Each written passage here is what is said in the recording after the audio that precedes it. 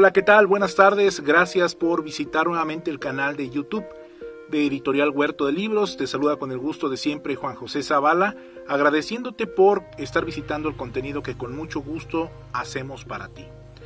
Y pues bueno, como ya te pudiste dar cuenta en el título de este video, el día de hoy vamos a platicar acerca de una serie que se estrenó en la plataforma de Netflix a finales del año pasado, pero que por lo menos acá en México comenzó a tomar fuerza hará un par de meses, incluso entrando al top de las más vistas aquí en México. Estamos hablando, como ya lo viste en el título del video, de Los Favoritos de Midas.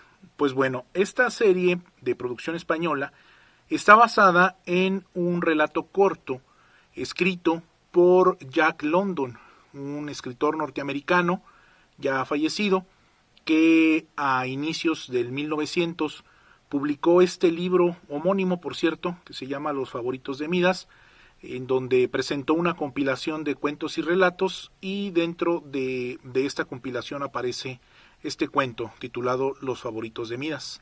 Pues bueno, lo llevan a la pantalla chica en España y la producción también llega a Netflix con el mismo nombre. Creo que es un nombre muy sugestivo, muy bueno para llamar la atención, para enganchar. Y la verdad es que tiene una razón de ser, y ya lo irás viendo conforme vayamos platicando a lo largo de este video, porque no es el clásico caso en donde se elige un buen nombre para generar gancho y que la gente compre el libro, o en este caso vea la serie, y que cuando tú ves el material pues no tiene nada que ver el nombre con lo que te presentaron. En este caso no, en este caso Los Favoritos de Midas pues en realidad es un ente que existe dentro de la temática de la historia, que es muy relevante, ya iremos viendo de qué se trata, y que en realidad pues da pie para la historia que nos van a contar. Pues bueno, esta serie, antes que nada te quiero comentar, si no la has visto, este video es una reseña, pero es una reseña con análisis literario. Vamos a analizar, en base a lo que se ve en la pantalla, cómo se mantienen los personajes y cómo funciona el argumento de la adaptación del relato a la miniserie. Si en algún momento estás interesado en ver la serie porque no la has visto y te estás dando cuenta de que hay algunos adelantos aquí, algunos spoilers a la historia, pues yo te invitaría a que fueras a ver primero la serie. La serie en realidad es una miniserie, consta de 6 capítulos, si no mal recuerdo. Yo prácticamente los vi en un fin de semana. Creo que ningún capítulo supera la duración de los 60 minutos, si no mal recuerdo. En realidad es una miniserie muy corta, pero es una miniserie muy bien construida. Y aquí vamos a comenzar con el análisis reseña que te comentaba.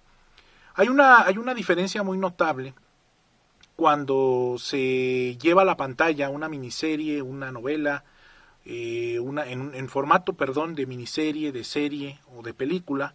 Se lleva la adaptación de una novela, de un relato o de un cuento, o se basa en estos formatos literarios, porque la historia lleva el orden de los 3 actos: introducción, desarrollo y conclusión. Y aparte, en que al estar ya cimentados los personajes principales y la temática principal en el cuento, en el relato o en la novela, el guionista encargado de hacer la adaptación al formato audiovisual tiene elementos para poder mantener intrigas o generar intrigas sin que se rompa la verosimilitud de la historia. Yo te quiero decir que esta miniserie yo la disfruté mucho desde el primer capítulo, porque en ningún momento lo que nos presentaron en la pantalla, en ningún momento para mí careció de verosimilitud. Y vaya que toca algunos aspectos que en algún punto pudieran considerarse como, pues tal vez no como increíbles, pero sí como muy poco probables. Sin embargo, están tan bien mezclados y siguen el orden que te comentaba, y también llevados en este caso por el director que estuvo a cargo de la serie, que tú en ningún momento te preguntas o dudas de lo que te están mostrando, ¿no? Al contrario, te entregas a la temática, disfrutas las actuaciones, que por cierto, en el caso de los protagonistas, a mi parecer son destacadas. principalmente pues de quien interpreta a Víctor Genovés, que es el protagonista, el personaje principal de la serie. Está interpretado por Luis Tosar, un autor español multigalardonado con premios Goya por precisamente su calidad interpretativa. También el personaje de Mónica Báez, en este caso está llevado o está interpretado por Marta Belmonte. Y en un papel también protagónico aparece el inspector es el inspector Conte, quien está interpretado por Willy Toledo. Ellos tres, en general, aunque aparecen multitud de personajes más, ellos tres son los protagonistas, y quiero decirte que la actuación que tienen, los diálogos que tienen, en realidad te van a enganchar por completo de la mano de la temática. ¿De qué va Los favoritos de Midas? Bueno, comienza con un hecho contundente, que es como siempre se le recomienda a los escritores, comenzar una novela e igualmente como los cineastas procuran comenzar una serie o una película, con un hecho contundente, un hecho que ponga al protagonista lo más pronto posible en una tensión y que de ahí se comience a trabajar en el desarrollo de tramas alternas.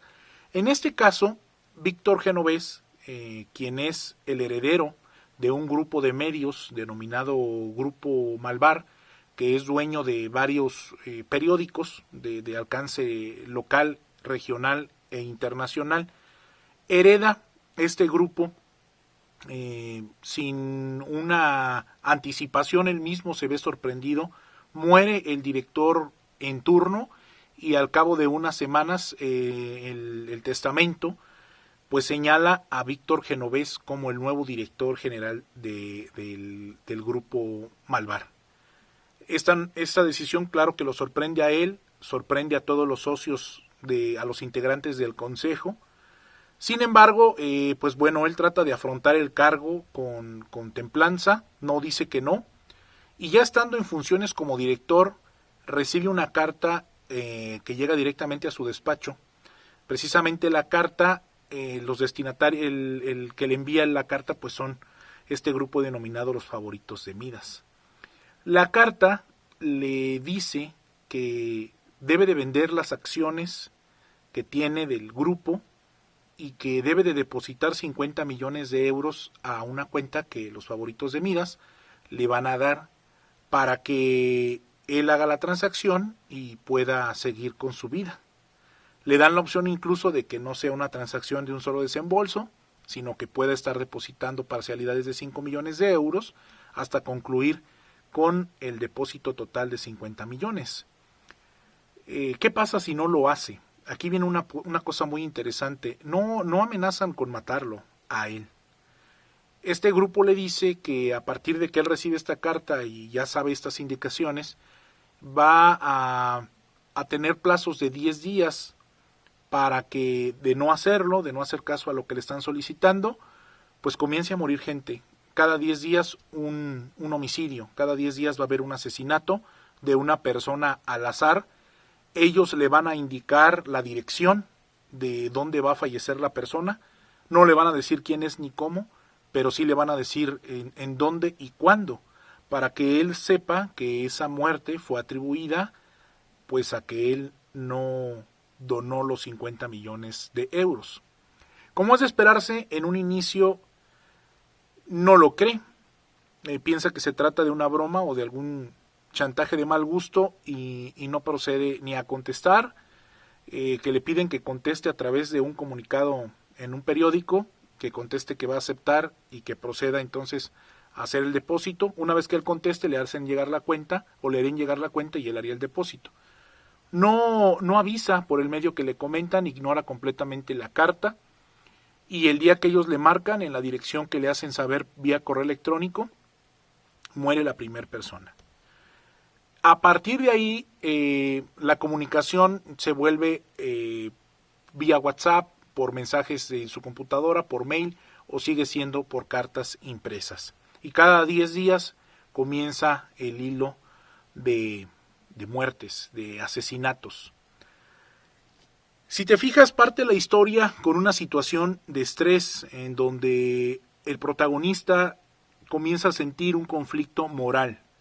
En primera, porque él no tiene los 50, aunque no tiene los 50 millones de euros para pagarlos él de su bolsa, sí le señalan una herramienta para que él pueda hacerse de ese dinero, y es que venda las acciones del grupo que acaba de heredar, y que de allí realice el donativo de los 50 millones y se quite de problemas, no va a volver a saber de los favoritos de Midas y ya no va a haber más muertos.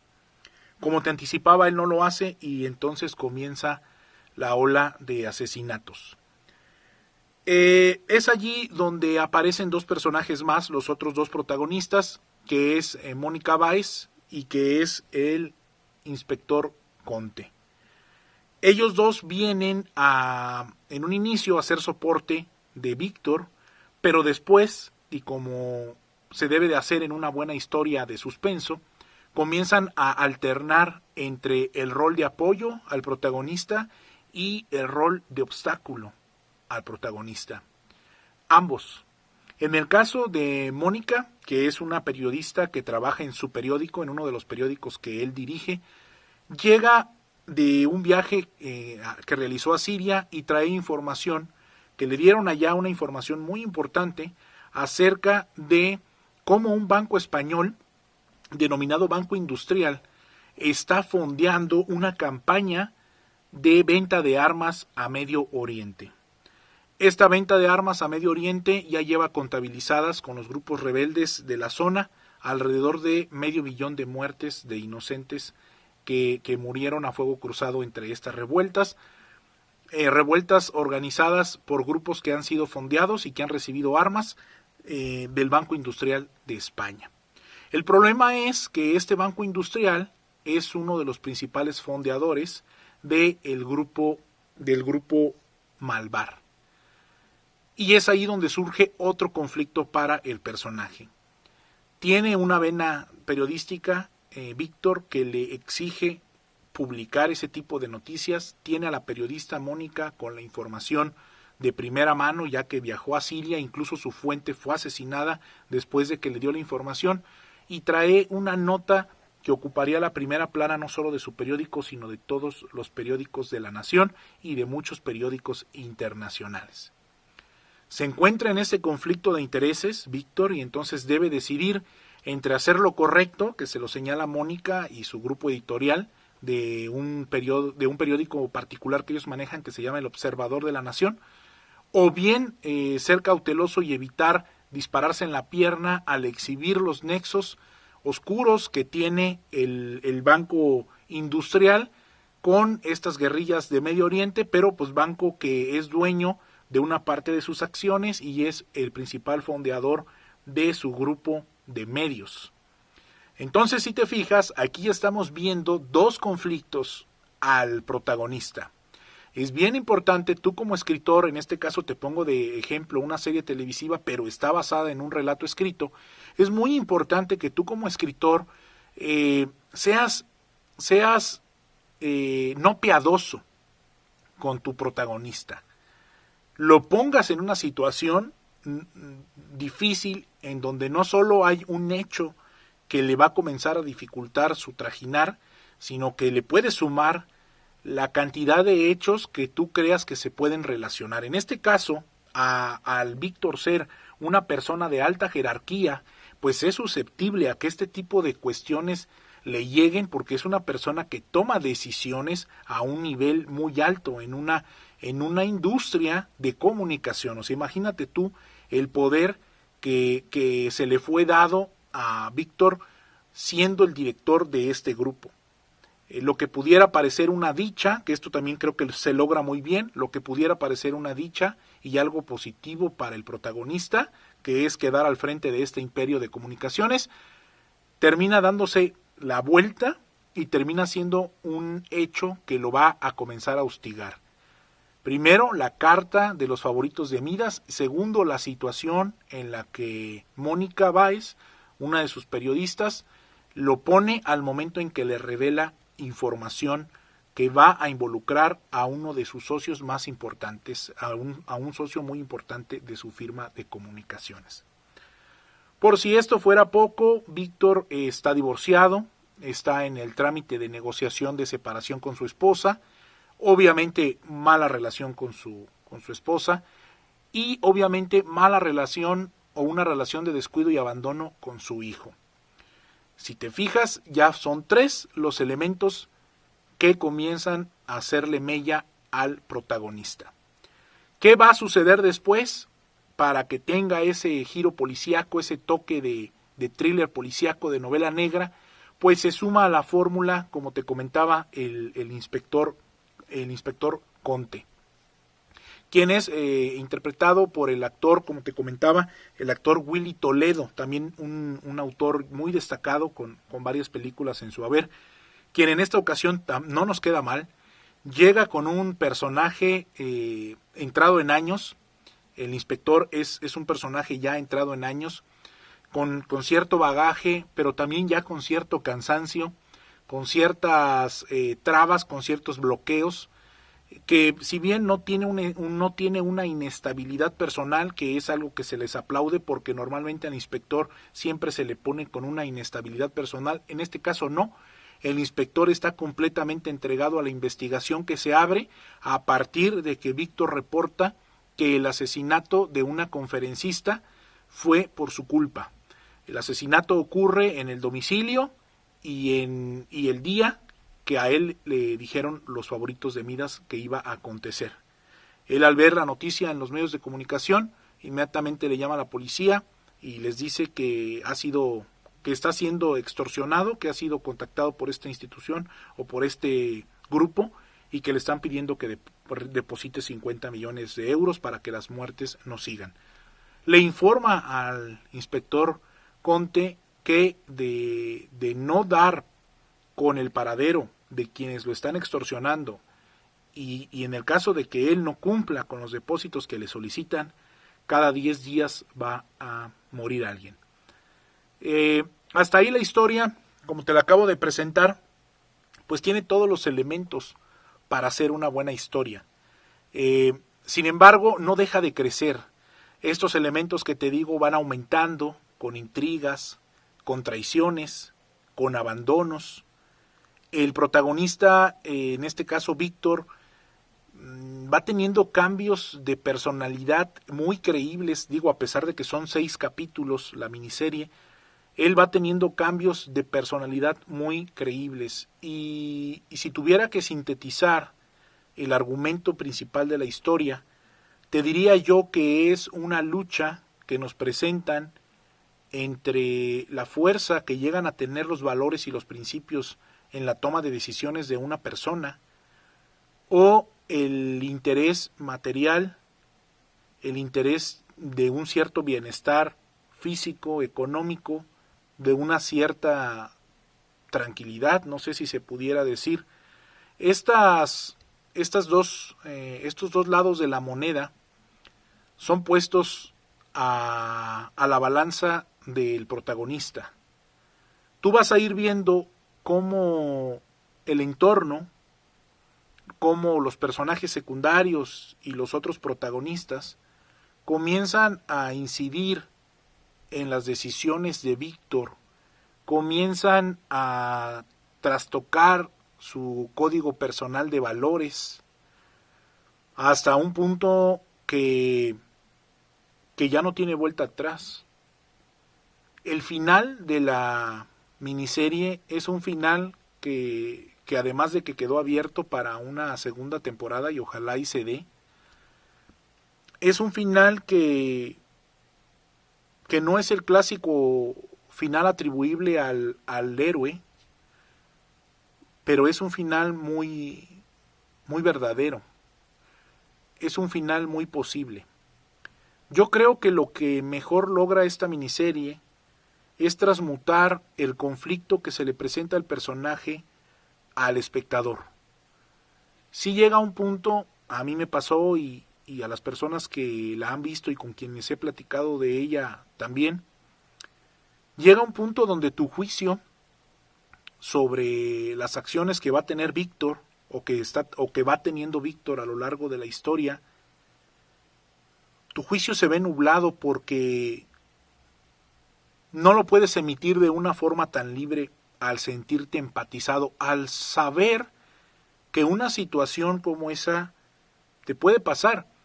No estoy hablando del hecho de que te soliciten 50 millones de euros, ni de que a lo mejor uno pueda pagar una cantidad así de grosera, pero sí al hecho de que en algún momento cualquier persona puede canjear su tranquilidad, su bienestar, retomar el control de su vida,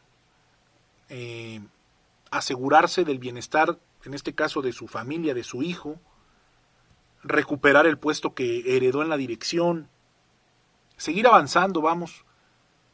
Sí puede llegar a poner esto en primer término, a ponerlo por encima de un código de valores. Normalmente tendemos a juzgar este tipo de acciones cuando las vemos en otra persona y no entendemos sus motivantes. Creo yo que uno de los principales logros de esta serie es que te hace entender sus motivantes. Por ahí en el capítulo 4, si no mal recuerdo, en el capítulo 5, presentan a otro personaje, un personaje secundario, que es un multimillonario retirado, que da a entender que donó sus 80 millones de euros, los donó pues porque estaba siendo víctima también de este grupo, que es un grupo de élite, el de los favoritos de Midas, y estaba siendo víctima de la extorsión y él prefirió entregar su fortuna y retirarse a descansar a las afueras de la ciudad. Él comenta una frase muy profunda y dice: para que yo hubiera podido seguir conservando mi riqueza, la riqueza que otros querían, habría tenido que volverme un cabrón, tan cruel o más cruel que quienes me estaban extorsionando, y preferí hacerme a un lado. Es una decisión difícil, y es una decisión que aparentemente al personaje le da cierta tranquilidad, pero en el fondo no, porque tú lo notas trastocado y en realidad le queda el paréntesis de cuándo se va a volver a presentar una situación como esa que no pudo resolver. La serie te deja ver que la policía a una alta escala está involucrada. En algún momento el inspector Conte tiene que hacerse a un lado, lo hacen a un lado, junto con su equipo de investigación, pues para decir que no está pasando nada, ¿no? Y una de las partes más importantes es cuando Víctor Genovés entiende qué es lo que le está pidiendo la organización. Y de hecho, ese es otro mérito que yo le doy al director de la serie. Nunca te lo dice, nunca hace que el personaje te lo diga, o que te lo digan a través de alguna carta o de algún mensaje. Hace que tú como espectador lo deduzcas. Así como lo deduce Víctor, así como él llega a la inequívoca conclusión de qué es lo que tiene que hacer, realmente qué es lo que le están pidiendo detrás de esa extorsión de 50 millones de euros, lo comprende y lo hace para recuperar el control de su vida. Asimismo tú lo interpretas al mismo momento que el protagonista, y te trastoca como lo trastoca él, pero es justamente ahí también donde el juicio que uno normalmente como espectador tiene sobre los personajes se desdibuja, y creo que es un gran mérito que lo hayan podido hacer así. Al final de cuentas, todos los personajes que te mencioné, que son los tres personajes principales, Víctor, Mónica y el inspector Conte, tienen su desenlace. Un desenlace completamente creíble, un desenlace verosímil, un desenlace que va acorde con lo que es cada personaje y con la situación en la que se puso cada personaje en la serie, en la historia. No hay un final de todos felices, hay un final muy real en donde cada quien obtiene no lo que se merece, sino lo que busca obtener. Creo que también ese es otro mérito. Aquí no hay un destino que decida por ellos cómo van a terminar, porque los tres son notificados de las posibilidades que tienen, y creo que los tres son conscientes, porque aparte son personajes muy inteligentes, de qué les va a pasar si hacen A o B, y cada uno decide.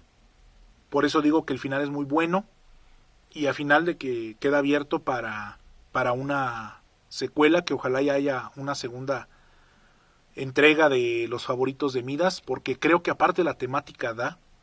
y también te deja la reflexión de si realmente esto pasa. O sea, además de la ficción que nos presentó en su compilación de cuentos Jack London, desde 1900, fíjate, y aquí se reafirma esa ficción en la miniserie, pues a pesar de esa ficción sí te queda la pregunta de si a esas esferas que tal vez tú y yo no nos imaginamos, porque ya para que te chantajeen con 50 millones de euros, imagínate a la cantidad de dinero que puedes tener acceso, o que debes de tener acceso. Pero sí nos